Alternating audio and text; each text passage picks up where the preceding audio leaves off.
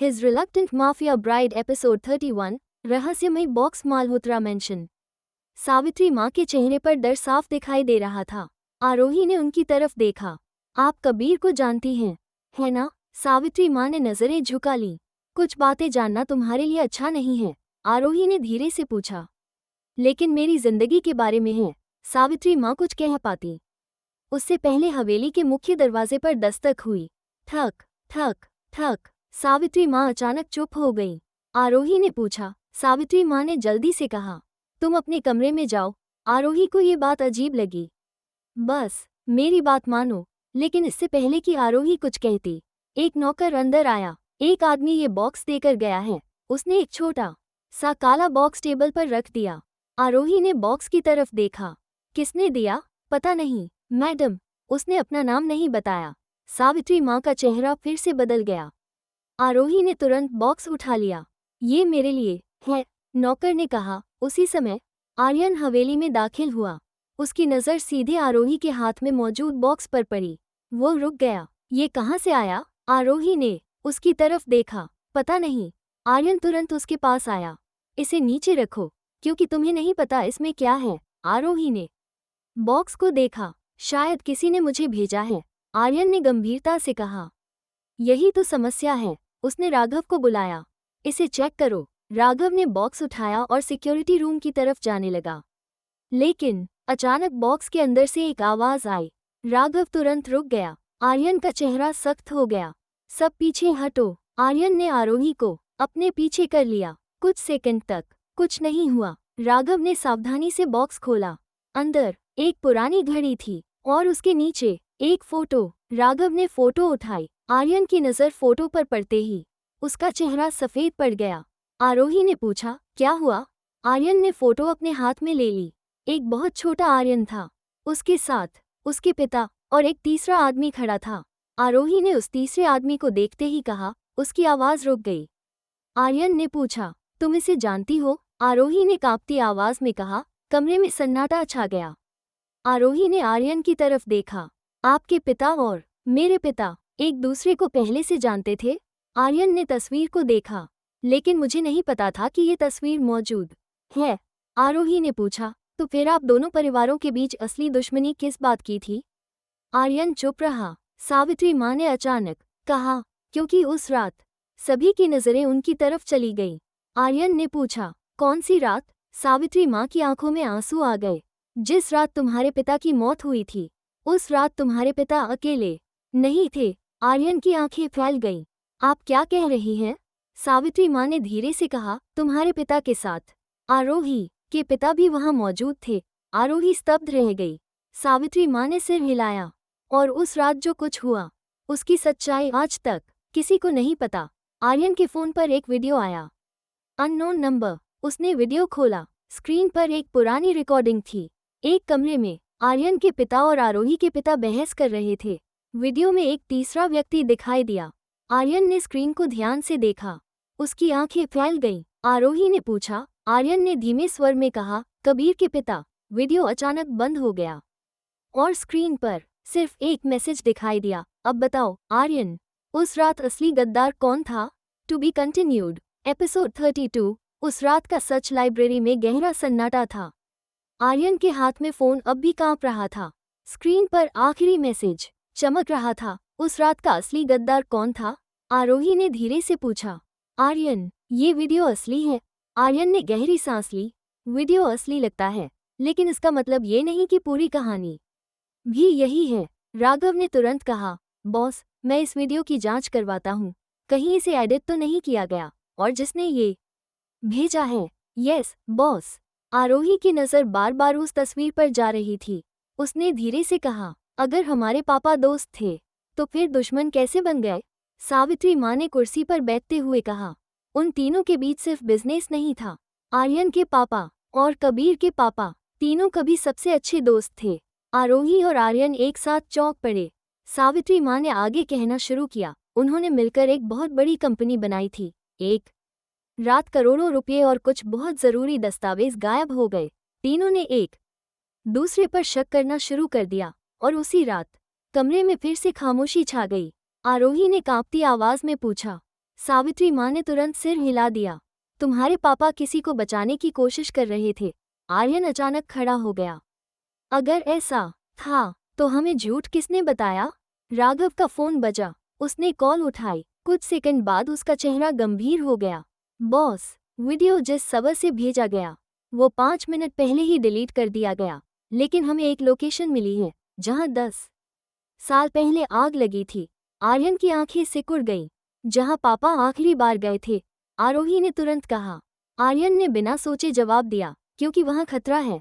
आरोही ने उसकी आंखों में देखते हुए कहा, अब ये सिर्फ आपकी लड़ाई नहीं है, ये मेरे परिवार की सच्चाई भी है। दोनों कुछ पल तक एक दूसरे को देखते रहे। आखिरकार आर्यन ने धीरे से सिर हिला दिया। एक पल के लिए भी मेरे पास से दूर मत जाना। आरोही हल्का सा मुस्कुरा दी। उसी रात आर्यन, आरोही, राघव और सिक्योरिटी टीम पुरानी मिल के बाहर पहुंची। चारों तरफ सन्नाटा था। टूटी हुई दीवारें, जंग लगे लोहे के गेट और हवा की सीटी जैसी आवाज। जैसे ही वे अंदर बढ़े, उन्हें जमीन पर एक पुराना लॉकेट मिला। आरोही ने उसे उठाया। लॉकेट खोलते ही उसकी सांस रुक गई। अंदर 2 तस्वीरें थीं। एक में उसके पिता, एक छोटी बच्ची। वो बच्ची बिल्कुल आरोही जैसी दिख रही थी, लेकिन लॉकेट के पीछे खुदा हुआ नाम पढ़ते ही आरोही के हाथ कांपने लगे। उस पर लिखा था, आर्या। आरोही फुसफुसाई, मेरा नाम तो आरोही है। उसी पल मिल के अंदर से किसी की ताली बजने की आवाज गूंजी। ठक ठक ठक। एक आदमी अंधेरे से बाहर आया। चेहरे पर रहस्यमय मुस्कान थी। आखिर तुम आ ही गए, आर्यन। आर्यन ने उसे देखते ही ठंडी आवाज में कहा, टू बी कंटिन्यूड। एपिसोड 33। पहली बार। उसके करीब पुरानी मिल। चारों तरफ अंधेरा फैला हुआ था। कबीर धीरे धीरे ताली बजाते हुए सामने आया। उसके चेहरे पर एक अजीब सी मुस्कान थी। वेलकम एरियन, और स्वागत है मिसेस मल्होत्रा। आर्यन तुरंत आरोही के सामने आकर खड़ा हो गया। अगर तुम्हारा निशाना मैं हूं तो उसे इसमें मत घसीटो। कबीर हंस पड़ा। यही तो तुम्हारी सबसे बड़ी कमजोरी है। पहले तुम्हें किसी की परवाह नहीं थी, अब एक लड़की ने तुम्हें बदल दिया। आर्यन ने कोई जवाब नहीं दिया। अचानक मिल की छत से लोहे की एक भारी चेन टूटकर नीचे गिरी। आरोही डर गई। उसका पैर फिसला, लेकिन गिरने से पहले ही आर्यन ने उसका हाथ पकड़ लिया। एक झटके में उसने उसे अपनी तरफ खींच लिया। आरोही सीधा आर्यन की बाहों में आ गिरी। दोनों कुछ पल तक एक दूसरे को देखते रहे। आरोही की धड़कन तेज थी। आर्यन ने धीरे से पूछा, चोट तो नहीं लगी? आरोही ने सिर हिलाया। उसी समय कबीर मुस्कुराया। कितना अच्छा लगता है जब एक माफिया किंग किसी के लिए इतना बेचैन हो जाए। राघव और सिक्योरिटी टीम आगे बढ़े, लेकिन कबीर पीछे हट गया। आज मैं लड़ने नहीं आया। उसने अपनी जेब से एक पेन ड्राइव निकाली। इसमें उस रात की पूरी रिकॉर्डिंग है। आर्यन ने पूछा, बदले में क्या चाहिए? कबीर मुस्कुराया, सिर्फ इतना कि सच जानने के बाद तुम्हारी दुनिया खुद बिखर जाएगी। उसने पेन ड्राइव जमीन पर फेंकी और धुएं का स्मोक कैनिस्टर फेंककर अपने आदमियों के साथ वहां से निकल गया। धुआं छटने के बाद आरोही ने पेन ड्राइव उठाई। इसे अभी देखते हैं। आर्यन ने सिर हिलाया। उसी रात लाइब्रेरी में आर्यन, आरोही, राघव और सावित्री माँ मौजूद थे। पेन ड्राइव चलाई गई। वीडियो में साफ दिखाई दे रहा था, आर्यन के पिता, आरोही के पिता और कबीर के पिता, तीनों में बहस हो रही थी। एक चौथा नकाबपोश आदमी अंदर आया। उसने गोली चलाई। अफरा तफरी मच गई। वीडियो अचानक रुक गया। राघव ने कहा, बॉस, इसका मतलब तीनों में से किसी ने भी गोली नहीं चलाई। आर्यन की आंखें फैल गईं। तो असली गद्दार? आरोही ने धीरे से आर्यन का हाथ पकड़ लिया। अब मुझे आप पर पूरा भरोसा है। आर्यन ने उसकी तरफ देखा। ये पहली बार था जब आरोही ने अपनी मर्जी से उसका हाथ थामा था। आर्यन ने भी धीरे से उसका हाथ पकड़ लिया। उसने कहा, थैंक यू। आरोही मुस्कुराई। पति पत्नी में थैंक यू नहीं बोलते। आर्यन पहली बार खुलकर हंस पड़ा। राघव ने सावित्री माँ से धीरे से कहा, लगता है बॉस सच में बदल गए हैं। सावित्री माँ मुस्कुराई। उन्हें पहली बार अपना घर मिला है। लेकिन लाइब्रेरी की खिड़की के बाहर एक नकाबपोश आदमी पूरी बातचीत सुन रहा था। उसने फोन मिलाया। बॉस, अब दोनों एक दूसरे पर भरोसा करने लगे हैं। दूसरी तरफ से आवाज आई, उनके प्यार की सबसे कठिन परीक्षा शुरू होगी। To be continued. एपिसोड 34। पहली डेट। अनजाने में अगली सुबह मालहोत्रा मैंशन का माहौल कई दिनों बाद थोड़ा शांत था। कबीर की दी हुई पेन ड्राइव ने एक बात साफ कर दी थी। आर्यन और आरोही के पिता असली गुनहगार नहीं थे। अब दोनों का रिश्ता पहले से कहीं मजबूत होने लगा था। आरोही कॉलेज जाने के लिए तैयार होकर नीचे आई। आज उसने हल्के आसमानी रंग का सूट पहना था। आर्यन की नज़र जैसे ही उस पर पड़ी, वो कुछ पल के लिए उसे देखता रह गया। आरोही ने मुस्कुराकर पूछा, क्या हुआ? आर्यन तुरंत नजरें हटाते हुए बोला। राघव मन ही मन मुस्कुरा दिया। बॉस तो गए काम से। पहली बार दोनों के बीच खामोशी अजीब नहीं लग रही थी। आरोही ने रेडियो ऑन किया। एक पुराना रोमांटिक गाना बजने लगा। आर्यन ने बिना कुछ कहे रेडियो बंद कर दिया। आरोही ने नाराज होकर कहा, मैं सुन रही थी। आर्यन ने गंभीर चेहरे से जवाब दिया, ड्राइवर गाने सुनेगा तो ध्यान सड़क से हट जाएगा। ड्राइवर और राघव ने एक दूसरे की तरफ देखा। दोनों अपनी हंसी रोक रहे थे। आरोही भी मुस्कुरा दी। बहाना अच्छा था। कॉलेज पहुंचने से पहले आरोही की नज़र सड़क किनारे लगी एक छोटी सी किताबों की दुकान पर पड़ी। रुकिए, आर्यन ने तुरंत कार रुकवा दी। क्या हुआ? बस 5 मिनट। वो भागकर दुकान पर गई। कुछ देर बाद वापस आई। उसके हाथ में एक छोटी सी डायरी थी। आर्यन ने पूछा, नई डायरी? आरोही ने मुस्कुराकर कहा, मैं बचपन से कविताएं लिखती हूँ, कुछ लिख लेती हूँ। आर्यन ने पहली बार उसके बारे में कुछ नया जाना। दोपहर, कॉलेज की छुट्टी जल्दी हो गई। तेज बारिश शुरू हो गई। आरोही गेट पर खड़ी थी। उसने सोचा था कि टैक्सी कर लेगी। एक काली कार उसके सामने आकर रुकी। खिड़की नीचे हुई। अंदर आर्यन बैठा था। आरोही हैरान रह गई। आप तो आने वाले नहीं थे। आर्यन ने हल्की मुस्कान के साथ कहा, बारिश का मौसम और तुम्हें भीगना बिल्कुल पसंद नहीं। आरोही चौंक गई। आपको कैसे पता? सावित्री, माँ ने बताया था। आरोही बिना कुछ कहे कार में बैठ गई। बारिश और तेज हो गई। सड़क पर पानी भर गया। ड्राइवर बोला, सर, आगे रास्ता बंद है। आर्यन ने कहा। दोनों कैफे में चले गए, जहां सिर्फ कुछ लोग बैठे थे। वेटर ने पूछा, सर, क्या लेंगे? आर्यन बोला, 1 ब्लैक कॉफी। वेटर ने आरोही की तरफ देखा। और मैम? आरोही मुस्कुराई। Hot chocolate. आर्यन ने हैरानी से पूछा। आरोही ने मुंह बनाकर कहा, इतनी कड़वी चीज कौन पीता है? आर्यन हल्का सा हंसा। जो पूरी रात काम करता है। दोनों हंस पड़े। वेटर उन्हें देखकर मुस्कुरा रहा था। वो धीरे से बोला, आप दोनों की नई नई शादी हुई है क्या? आरोही शर्म से चुप हो गई। आर्यन ने उसकी तरफ देखा, फिर मुस्कुराकर कहा। आरोही ने पहली बार उसे बिना झिझक मुस्कुराते देखा। उसका दिल तेजी से धड़कने लगा। कैफे से निकलते समय आरोही का पैर फिसल गया, लेकिन इस बार आर्यन ने सिर्फ उसका हाथ नहीं पकड़ा, उसने उसे संभालते हुए अपनी बाहों में थाम लिया। कुछ सेकंड दोनों एक दूसरे की आंखों में देखते रहे। धीमी हवा और दोनों के बीच की खामोशी। शायद यही उनकी पहली अनजानी डेट थी। लेकिन सड़क के दूसरी ओर खड़ी एक कार में बैठा कबीर ये सब देख रहा था। उसने मुस्कुराकर कहा, प्यार जितना गहरा होगा, उसे तोड़ने में उतना ही मजा आएगा। और उसने अपने आदमी को आदेश दिया, आरोही के कॉलेज में हमारा अगला खेल शुरू होगा। To be continued. एपिसोड 35। प्यार का पहला एहसास। अगली सुबह बारिश थम चुकी थी। आरोही अपने कमरे की बालकनी में खड़ी थी। उसके हाथ में वही छोटी सी डायरी थी। वो बार बार कल का पल याद कर रही थी, जब कैफे के बाहर आर्यन ने उसे गिरने से बचाया था। उसने डायरी खोली और लिखा, कुछ रिश्ते जबरदस्ती शुरू होते हैं, लेकिन शायद दिल अपनी मर्जी से उन्हें अपना लेता है। वो खुद अपनी लिखी पंक्तियां पढ़कर मुस्कुरा दी। उसी समय आर्यन जॉगिंग करके वापस आ रहा था। बालकनी में खड़ी मुस्कुराती हुई आरोही पर उसकी नजर पड़ी। वो कुछ पल वहीं रुक गया। राघव भी उसके साथ था। राघव मुस्कुराकर बोला, बॉस, आप मीटिंग के लिए लेट हो रहे हैं। आर्यन ने नजरें हटाईं। राघव मन ही मन हंस पड़ा। बॉस की सबसे बड़ी मीटिंग तो ऊपर बालकनी में खड़ी है, नाश्ते की टेबल पर। सावित्री माँ ने कहा, आज शाम घर पर छोटी सी पूजा है, तुम दोनों समय पर आ जाना। आरोही ने सिर हिलाया। आर्यन भी मान गया। सान्या ने आते ही आरोही को छेड़ना शुरू कर दिया। कल बारिश में जीजाजी लेने आए थे ना? आरोही चौंक गई। तुझे कैसे पता? अरे, पूरे कॉलेज ने देखा था। विवान भी हंस पड़ा। वैसे मानना पड़ेगा, जीजाजी की एंट्री बिल्कुल फिल्मी थी। आरोही शर्मा गई। उधर कॉलेज की कैंटीन के बाहर कबीर का आदमी अद्विक खड़ा था। वो दूर से आरोही को देख रहा था।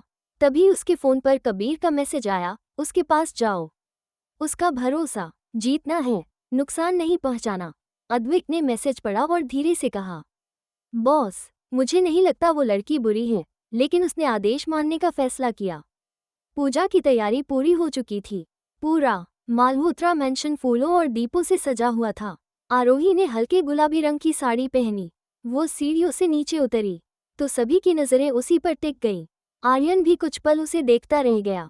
सावित्री माँ मुस्कुराई। आर्यन, कुछ बोलोगे भी? आर्यन हल्का सा झेप गया, फिर धीरे से बोला, तुम बहुत सुंदर लग रही हो। आरोही एकदम चुप हो गई। ये पहली बार था जब आर्यन ने उसकी तारीफ की थी। उसके गाल हल्के गुलाबी हो गए। पूजा शुरू हुई। पंडित जी ने कहा, पति पत्नी साथ में दीपक जलाए। दोनों ने साथ मिलकर दीपक जलाया। फिर पंडित जी बोले, अब एक दूसरे की लंबी उम्र की कामना कीजिए। आरोही ने आंखें बंद कर लीं। उसने मन ही मन प्रार्थना की, भगवान, चाहे हमारी शादी जैसे भी हुई हो, लेकिन आर्यन हमेशा सुरक्षित रहे। उसी समय आर्यन भी मन ही मन यही प्रार्थना कर रहा था, अगर कभी किसी एक को चुनना पड़ा तो मेरी जगह आरोही को सुरक्षित रखना। कि वे एक दूसरे के लिए एक जैसी दुआ मांग रहे थे। पूजा खत्म होने के बाद आंगन में हल्की हवा चल रही थी। आरोही की साड़ी का पल्लू उड़कर आर्यन की घड़ी में उलझ गया। आरोही घबरा गई। आर्यन मुस्कुराया। उसने बहुत सावधानी से पल्लू छुड़ाया। दोनों की उंगलियां एक दूसरे से छू गईं। दोनों ने एक साथ हाथ पीछे खींच लिया। राघव दूर खड़ा ये सब देखकर मुस्कुरा रहा था। लेकिन उसी समय हवेली के बाहर एक कुरियर बॉय आया। उसके हाथ में एक सफेद लिफाफा था।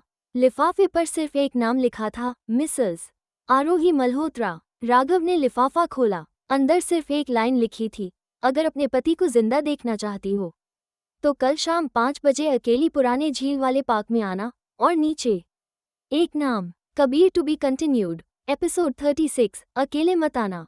फिर भी राघव के हाथ में वो सफेद लिफाफा था। उसने तुरंत उसे आर्यन को दे दिया। आर्यन ने पूरा खत पढ़ा। उसकी आंखें गुस्से से भर गईं। उसने बिना कुछ कहे खत फाड़ दिया। आरोही ने पूछा। आर्यन ने शांत रहने की कोशिश की, बस मुझे उकसाने की कोशिश है। लेकिन राघव के चेहरे की बेचैनी देखकर आरोही समझ गई कि बात इससे कहीं ज्यादा गंभीर है। आरोही अपने कमरे में थी। उसे नींद नहीं आ रही थी। वह बार बार सोच रही थी, अगर सच में आर्यन खतरे में है तो। उसी समय उसके फोन पर एक नया मैसेज आया, अननोन नंबर ग्रेटर दैन, अगर तुम नहीं आई तो कल सुबह तुम्हारे पति की आखिरी खबर मिलेगी। आर्यन की एक तस्वीर थी। ऐसा लग रहा था जैसे किसी ने दूर से उसकी फोटो खींची हो। आरोही घबरा गई। उसने तुरंत फोन लॉक कर दिया। अगर ये जाल भी हुआ, फिर भी मुझे जाना होगा। अगले दिन शाम के 5 बजने वाले थे। आरोही ने घर में सबको बताया कि वो मंदिर जा रही है। सावित्री माँ ने मुस्कुराकर कहा, जल्दी लौट आना बेटा। आरोही ने सिर हिलाया, लेकिन उसके चेहरे पर चिंता साफ दिखाई दे रही थी। उधर आर्यन अपने ऑफिस में मीटिंग कर रहा था। तभी राघव का फोन बजा। बॉस, मैम की कार हवेली से निकल चुकी है। आर्यन ने पूछा। उन्होंने मंदिर कहा था, लेकिन कार उस रास्ते पर नहीं जा रही। आर्यन तुरंत खड़ा हो गया। लोकेशन भेजो। पुराने झील वाला पार्क। शाम का समय। पूरा इलाका लगभग खाली था। हवा तेज चल रही थी। आरोही धीरे धीरे अंदर गई। कबीर। कुछ पल तक कोई जवाब नहीं आया। पेड़ों के पीछे से कबीर बाहर निकला। उसके चेहरे पर वही रहस्यमयी मुस्कान थी। तुम अपने पति के लिए जरूर आओगी, आरोही ने गुस्से से कहा। तुम चाहते क्या हो? कबीर ने जेब से एक पुराना लॉकेट निकाला। सिर्फ सच, ये लॉकेट तुम्हारे बचपन का है। आरोही चौंक गई। ये तुम्हारे पास कैसे आया? कबीर ने जवाब नहीं दिया। उसने सिर्फ इतना कहा, तुम्हें अपने बारे में जितना पता है उससे कहीं ज्यादा बातें तुमसे छिपाई गई हैं। उसी समय आर्यन की काली एसयूवी तेजी से पार्क के बाहर आकर रुकी। आर्यन और राघव दौड़ते हुए अंदर पहुंचे। आर्यन ने दूर से देखा, कबीर आरोही के सामने खड़ा था। वो गुस्से में उसकी तरफ बढ़ा। कबीर मुस्कुराया। मुझे पता था तुम उसे अकेला नहीं छोड़ोगे। आरोही ने हैरानी से आर्यन की तरफ देखा। आर्यन ने उसकी तरफ देखकर कहा, तुम्हें अकेले कहीं नहीं जाने दूंगा। आरोही की आंखें भर आईं। उसे पहली बार एहसास हुआ कि कोई उसके लिए इतना परेशान भी हो सकता है। कबीर ने वो लॉकेट आरोही की ओर उछाल दिया। इसे संभाल कर रखना, बहुत जल्द यही तुम्हें तुम्हारी असली पहचान तक ले जाएगा। इतना कहकर वो अपने आदमियों के साथ वहां से चला गया। आर्यन उसे पकड़ने के लिए आगे बढ़ा, लेकिन कबीर पहले ही धुएं का पर्दा बनाकर गायब हो चुका था। वापसी के रास्ते में कार में गहरी खामोशी थी। कुछ देर बाद आरोही ने धीरे से कहा। आर्यन ने उसकी तरफ देखा। आपसे झूठ बोलने के लिए। आर्यन ने हल्की सांस ली। दोबारा कभी अकेले मत जाना। आरोही ने पहली बार बिना बहस किए अपना हाथ आगे बढ़ाया। प्रॉमिस। आर्यन ने उसके हाथ की तरफ देखा, फिर मुस्कुराकर अपना हाथ उसके हाथ पर रख दिया। प्रॉमिस। दोनों मुस्कुरा दिए, लेकिन दूर एक पहाड़ी पर खड़ा कबीर दूरबीन से उन्हें देख रहा था। उसने धीरे से कहा, अब वक्त आ गया है उन्हें असली गद्दार से मिलवाने का। To be continued. एपिसोड 37 असली गद्दार की पहली झलक अगली सुबह। मालहोत्रा मैंशन में पहली बार सुकून का माहौल था। आरोही बालकनी में बैठी अपनी डायरी लिख रही थी। तभी पीछे से एक आवाज आई। इतनी सुबह क्या लिख रही हो? आरोही मुस्कुराकर पलटी। आर्यन था। बस दिल की बातें। आर्यन ने हल्के से पूछा, मुझे पढ़ने दोगी? आरोही ने तुरंत डायरी अपने पीछे छिपा ली। बिल्कुल नहीं। आर्यन मुस्कुराया। जब तुम्हारा मन होगा तभी पढ़ूंगा। आरोही को अच्छा लगा कि उसने जबरदस्ती नहीं की। सावित्री माँ ने दोनों को साथ देखकर मुस्कुरा दिया। लगता है अब घर में रौनक वापस आ रही है। राघव भी हंसते हुए बोला, बॉस अब पहले जितने डरावने नहीं रहे। आर्यन ने उसे घूरकर देखा। काम खत्म हो गया? राघव तुरंत सीधा खड़ा हो गया। नहीं बॉस। सब हंस पड़े, आरोही भी। आर्यन ने पहली बार उसकी खुलकर हंसी देखी और कुछ पल उसे देखता रह गया। उसी समय राघव जल्दी जल्दी अंदर आया। बॉस, हमें एक सीसीटीवी फुटेज मिली है। आर्यन तुरंत गंभीर हो गया। चलाओ। स्क्रीन पर वही रात दिखाई दी जिस रात हवेली पर हमला हुआ था। वीडियो में एक नकाबपोश आदमी सिक्योरिटी सिस्टम बंद कर रहा था। अचानक हवा से उसका मास्क थोड़ा सा हट गया। चेहरा पूरा नहीं दिखा, लेकिन उसकी गर्दन पर एक काले सांप का टैटू साफ दिखाई दे रहा था। राघव बोला, बॉस, हमारे पूरे नेटवर्क में ऐसा टैटू सिर्फ एक गैंग इस्तेमाल करती है। आर्यन की आंखें सिकुड़ गईं। Black cobra syndicate. राघव ने सिर हिलाया। आरोही ध्यान से सब सुन रही थी। क्या ये लोग कबीर के साथ हैं? आर्यन ने जवाब दिया, कबीर भी इनके लिए काम कर रहा हो। आरोही अपने कमरे में बैठी थी। वो वही लॉकेट देख रही थी जो कबीर ने दिया था। उसने पहली बार उसे ध्यान से खोला। अंदर एक छोटी सी तह की हुई पर्ची छिपी थी। वो चौंक गई। उसने पर्ची खोली। उस पर सिर्फ 3 शब्द लिखे थे, ट्रस्ट नंबर 1, और नीचे एक अजीब सा निशान बना था, वही काले सांप वाला चिन्ह। उसी समय आर्यन कमरे में आया। क्या देख रही हो? आरोही ने पर्ची उसकी तरफ बढ़ा दी। आर्यन का चेहरा तुरंत गंभीर हो गया। राघव भी अंदर आया। उसने पर्ची देखते ही कहा, बॉस, यही मार्क हमें सीसीटीवी में भी मिला था। आर्यन ने धीरे से कहा, मतलब ब्लैक कोबरा सिंडिकेट हमारी सोच से कहीं ज्यादा करीब है। उसी समय शहर के बाहर एक आलीशान बंगले में एक आदमी आराम से कुर्सी पर बैठा था। उसका चेहरा अब भी दिखाई नहीं दे रहा था। कबीर उसके सामने खड़ा था। उसने कहा, आर्यन अब सच्चाई के बहुत करीब पहुंच चुका है। वो आदमी हल्का सा हंसा। उसे पहुंचने दो। सबसे बड़ा झटका उसे अपने ही किसी इंसान से मिलेगा। कबीर ने पूछा, अगर उसे पता चल गया तो? आदमी ने धीरे धीरे अपना हाथ आगे बढ़ाया। उसकी कलाई पर वही काले सांप का टैटू बना हुआ था। तब तक बहुत देर हो चुकी होगी। To be continued. एपिसोड 38 दिल की बात। ब्लैक कोबरा सिंडिकेट का नाम सामने आने के बाद मालहोत्रा मैंशन की सुरक्षा पहले से भी ज्यादा बढ़ा दी गई। आर्यन अब हर समय आरोही की सुरक्षा पर नजर रख रहा था, लेकिन आरोही को अब उसकी सुरक्षा में डर नहीं, अपनापन महसूस होने लगा था। अगली शाम सावित्री माँ ने मुस्कुराते हुए कहा, कल हमारी शादी की सालगिरह है। घर में एक छोटा सा फैमिली डिनर होगा और तुम दोनों सारी तैयारी करोगे। आरोही खुशी से बोली। आर्यन ने भी बिना बहस किए सिर हिला दिया। राघव धीरे से बोला, बॉस, अब तो आप ना बोलना भी भूल गए। सभी हंस पड़े। दोपहर आरोही और आर्यन साथ में मार्केट गए। आरोही एक छोटी सी गिफ्ट शॉप में रुक गई। वो सावित्री माँ के लिए एक सुंदर सा फोटो फ्रेम चुन रही थी। आर्यन उसे चुपचाप देख रहा था। आरोही ने पूछा, आप कुछ बोल क्यों नहीं रहे? आर्यन हल्का सा मुस्कुराया, तुम्हें खुश देखकर सुनना ज्यादा अच्छा लग रहा है। आरोही का चेहरा हल्का सा लाल हो गया। आसमान में फिर हल्की बारिश शुरू हो गई। दोनों एक पेड़ के नीचे रुक गए। आरोही ने बारिश की बूंदों को हथेली पर गिरते देखा। मुझे बारिश बहुत पसंद है। आर्यन ने हैरानी से पूछा, लेकिन तुम तो भीगना पसंद नहीं करती। आरोही हंस पड़ी। बारिश पसंद है, बीमार होना नहीं। दोनों साथ हंस पड़े। उसी समय एक छोटा बच्चा दौड़ते हुए आया। उसके हाथ से रंग बिरंगे गुब्बारे छूट गए। आरोही तुरंत उसकी मदद करने लगी। आर्यन भी पहली बार उसके साथ भागकर गुब्बारे पकड़ने लगा। एक लाल गुब्बारा पेड़ की शाखा में फंस गया। बच्चा उदास हो गया। आर्यन बिना कुछ कहे पेड़ पर चढ़ा और गुब्बारा उतारकर बच्चे को दे दिया। बच्चे ने मुस्कुराकर कहा, थैंक यू अंकल। आरोही जोर से हंस पड़ी। आर्यन ने नकली नाराजगी दिखाई। मैं इतना भी बड़ा नहीं हूँ। दोनों हंसते रहे। उस पल वे पहली बार किसी आम पति पत्नी की तरह महसूस कर रहे थे। घर लौटते समय आरोही ने धीरे से कहा, आर्यन, एक बात पूछूं? अगर हमारी शादी ऐसे नहीं होती तो क्या आप कभी मुझसे मिलना चाहते?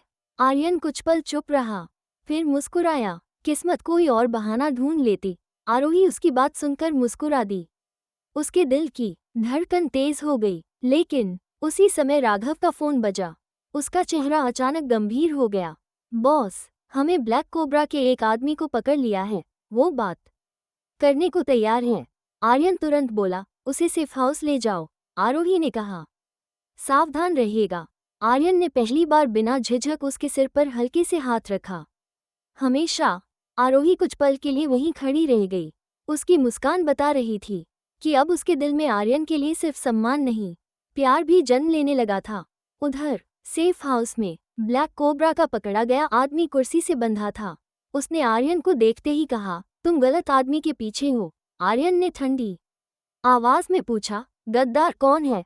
वो आदमी मुस्कुराया, नाम नहीं बता सकता, लेकिन इतना याद रखना, जिस पर तुम्हें सबसे ज्यादा भरोसा है उसी के हाथों तुम्हारा दिल टूटेगा। इतना कहकर उसने अपनी जेब में छिपी एक जहरीली कैप्सूल निगल ली। कुछ ही सेकंड में वो बेहोश होकर गिर पड़ा। आर्यन की मुट्ठियां भींच गईं। उसे समझ आ गया, दुश्मन हर कदम उससे एक चाल आगे चल रहा था। To be continued. एपिसोड 39 इजहार से पहले सेफ हाउस। आर्यन कुछ देर तक उसी कुर्सी को देखता रहा जहां कुछ पल पहले ब्लैक कोबरा का आदमी बैठा था। राघव ने धीरे से कहा, बॉस, ये लोग अपने राज लेकर ही मरना पसंद करते हैं।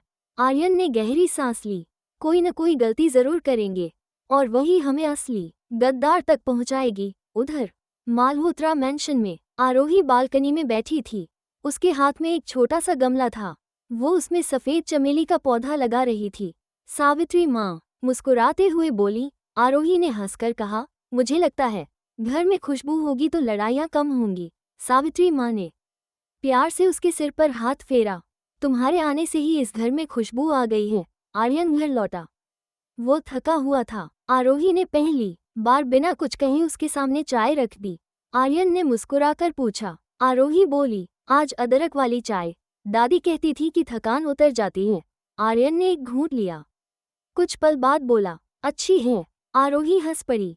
सिर्फ अच्छी? आर्यन ने हल्की मुस्कान के साथ कहा, बहुत अच्छी। हवेली की छत पर हल्की ठंडी हवा चल रही थी।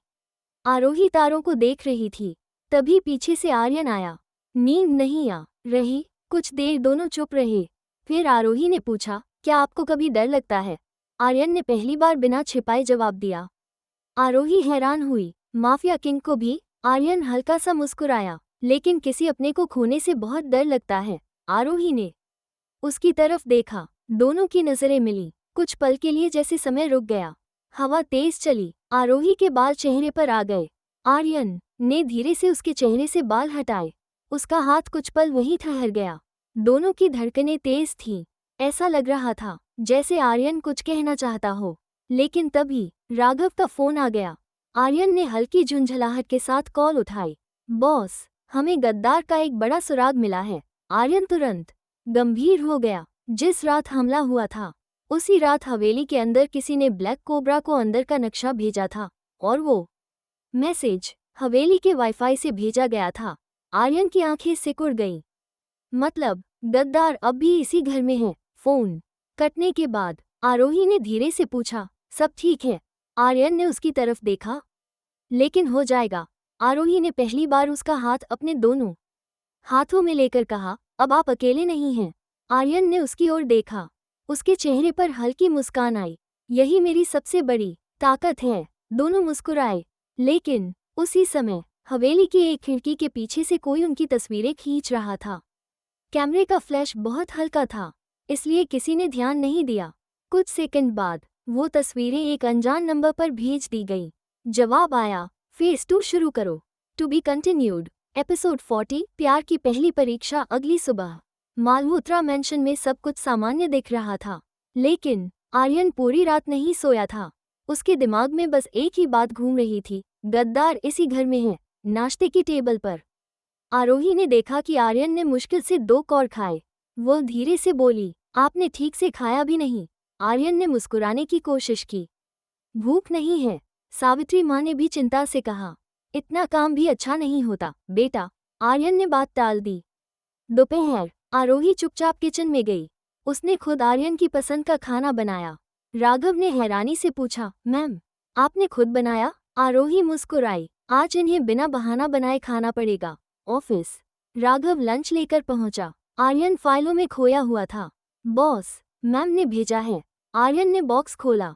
अंदर एक छोटा सा नोट रखा था, ग्रेटर दैन, काम जरूरी है लेकिन आपका ख्याल रखना भी। खाना पूरा खत्म कीजिए। आरोही, आर्यन के चेहरे पर अनजानी मुस्कान आ गई।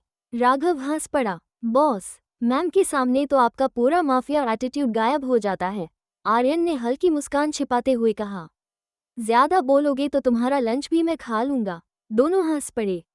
आरोही हवेली के गार्डन में पौधों को पानी दे रही थी। अचानक बिजली चली गई। पूरा गार्डन अंधेरे में डूब गया।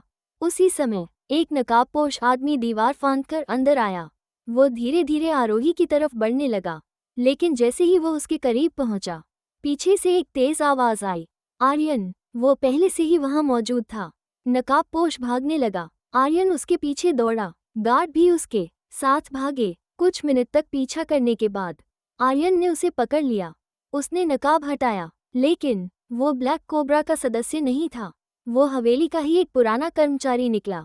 राघव हैरान रह गया। रमेश डरते हुए बोला, मुझे मजबूर किया गया था। मेरे परिवार को मारने की धमकी दी गई थी। आर्यन ने गंभीर होकर पूछा। रमेश ने कांपते हुए कहा, लेकिन हर बार आदेश एक महिला की आवाज में आते थे। आरोही और सावित्री माँ ने एक दूसरे की तरफ देखा। अब पहली बार कहानी में एक नया सवाल खड़ा हो गया, क्या इस पूरे खेल के पीछे कोई महिला भी है?